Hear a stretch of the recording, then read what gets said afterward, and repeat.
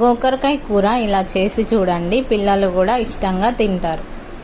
ముందు stove on చేసుకొని pan పెట్టుకుందాం.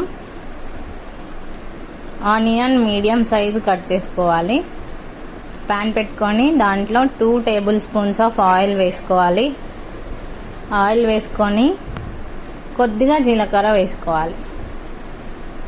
జీలకర్ర వేసుకున్నాక కట్ చేసి ఉంచుకున్న ఆనియన్ అందులో వేసి వేయించాలి. మంచిగా వేయించిన తర్వాత దాంట్లోనే కొద్దిగా పసుపు, అల్లం వెల్లుల్లి పేస్ట్ వేసి కొంచెమే వేసుకోవాలి, ఎక్కువ వేసుకుంటే మాడిపోతుంది. కావాలంటే తర్వాత గోకరకాయలు వేసుకున్నాక వేసుకోవచ్చు, కొద్దిగా యాడ్ చేసుకోవచ్చు.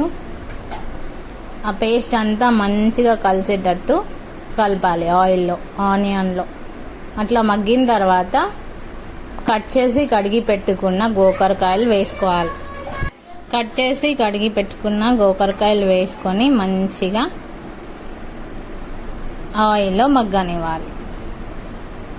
ఆయిల్లోనే మగ్గనివ్వాలి, ముందే ఉడకబెట్టాల్సిన అవసరం లేదు. ఆయిల్లో మంచిగా మగ్గుతాయి. కొద్దిగా కలర్ చేంజ్ అవుతుంది, గమనించండి. అట్లా మధ్య మధ్యలో కలుపుతూ ఉండాలి, అడుగంటనివ్వద్దు. కలిపేసుకొని లిడ్ పెట్టుకోవాలి. ఒక 2 మినిట్స్లో మీకు కలర్ మొత్తం చేంజ్ అవుతుంది. ఇలా చేసి పెడితే పిల్లలు కూడా మంచిగా తింటారు. కలర్ చేంజ్ అయిపోయింది చూడండి కంప్లీట్గా. ఇప్పుడు మిల్క్ యాడ్ చేసుకుందాం. టీ కప్ అంత మిల్క్ అయితే సరిపోతుంది. ఒకవేళ గోకరకాయ ఇంకా మగ్గలేదు అనుకుంటే 1.5 కప్ వేసుకోవచ్చు. మిల్క్ వేసేసుకున్నాక మంచిగా కలిపేసి పెట్టాలి. పాలు ముందే వేసుకోవడం వల్ల గోకరకాయ మంచిగా మగ్గుతుంది. అందుకని ఉప్పు కారం కన్నా ముందు పాలు వేసుకోవాలి. లిడ్ పెట్టేసుకొని 1 మినిట్ ఆగిన తర్వాత చూపించిన విధంగా సరిపడిన కారం, సరిపడినంత ఉప్పు వేసుకొని మంచిగా కలపాలి. కలిపేసి ఒక 1 మినిట్ ఆగి, ఇలా పాలు వేయడం వల్ల మంచి టేస్ట్ వస్తుంది. పిల్లలు కూడా ఇంట్రెస్ట్గా తింటారు. ఎవరికైతే గోకరకాయ ఇష్టం లేదో వాళ్ళు కూడా ట్రై చేయండి. ఒకసారి మంచిగా తినాలనిపిస్తుంది ఇంకోసారి కూడా.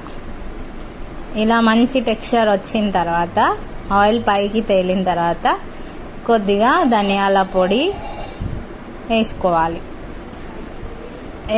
ఎల్లిపాయ దంచిన ధనియాల పొడి వేసుకొని, ఎల్లిపాయ దంచితే మంచి టేస్ట్ వస్తుంది ధనియాల పొడిలో. ట్రై చేయండి. ఒక 4-5 ఎల్లిపాయలు తీసుకొని పొట్టు తీసి మంచిగా ధనియాల పొడితో కలిపి దంచి దీంట్లో వేసుకొని కలిపేయాలి. అంతేనండి, యమ్మీ టేస్టీ గోకరకాయ ఫ్రై అయినా కూర అయినా అనొచ్చు.